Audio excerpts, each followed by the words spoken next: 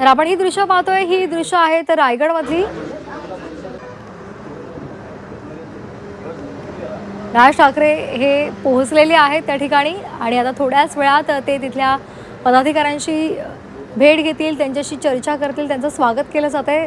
राज ठाकरे रायगडच्या दौऱ्यावर आहेत। एक दिवसाचा हा रायगडचा दौरा आहे आणि याच दौऱ्यामध्ये पेणमधल्या एका पक्ष कार्यालयाचं ते उद्घाटन करतील आणि तसंच मुंबई गोवा महामार्गाची ती पाहणी सुद्धा करणार आहेत। गेल्या अनेक वर्षांपासून या महामार्गाचं काम रखडलेलं आहे, त्यामुळे नेमक्या काय अडचणी आहेत त्याचा शोध राज ठाकरे घेतील आणि तसंच तिथे मोठ्या प्रमाणावर खड्डे सुद्धा पडलेले आहेत, त्यामुळे त्या सगळ्यांचा आढावा घेऊन राज ठाकरे प्रशासनाला काही सूचना करतात का, या संदर्भातलं निवेदन दिलं जाणार का, हे पाहणं सुद्धा महत्त्वाचं ठरणार आहे। तर गेल्या अनेक दिवसांपासून राज ठाकरे विविध मुद्द्यांवर भाष्य करतायत।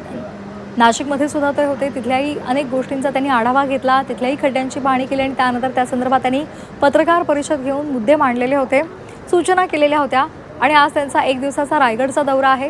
तर या दौऱ्यादरम्यान आपल्या पदाधिकाऱ्यांशी ते संवाद साधणार आहे, पक्ष संघटन मजबूत करण्यासाठी त्यांचा प्रयत्न असेल आणि त्याचबरोबर मुंबई गोवा महामार्गाची पाहणी करून तिथल्या संपूर्ण कामाचा सुद्धा ते आढावा घेणार आहेत, कारण गेल्या अनेक वर्षांपासून हा संपूर्ण महामार्ग त्याचं काम पूर्ण झालेलं नाही आहे।